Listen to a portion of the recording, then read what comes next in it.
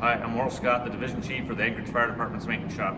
Today, we're here in an area where we store some vehicles that are broken while we're waiting for long lead time parts. And in the case of what we have behind me, I have engine 27, and it's here because the transmission has so many problems that we had to replace the whole transmission. We've ordered it, it's not quite arrived here, so let's talk about about the truck and what separates it out from maybe some of the other things. You can see this truck is a 2003 KME. It was built after 9/11 type thing.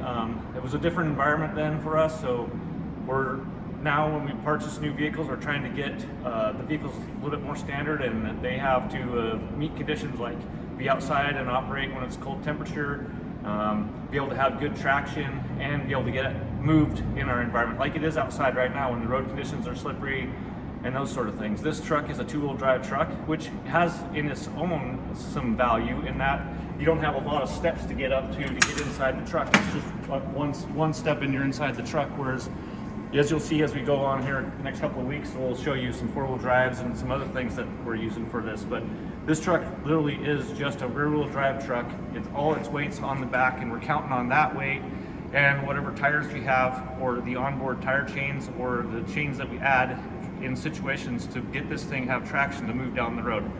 Let's go look at the other side, and I'll show you some other things that are specific to this truck.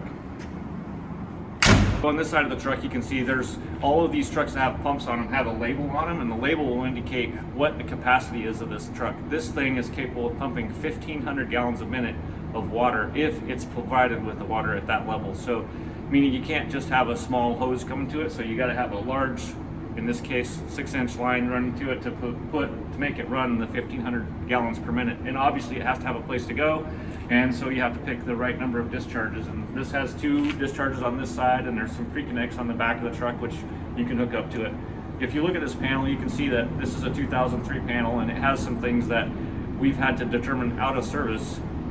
It doesn't necessarily make the complete vehicle out of service, but we've marked those items out as out of service, which they do cause complications, but this is going to be one of the vehicles that's being replaced as we come along here with these new vehicles in the next few months, we hope. This is an interesting look at an old truck, but I appreciate your time. Thanks for stopping by the shop.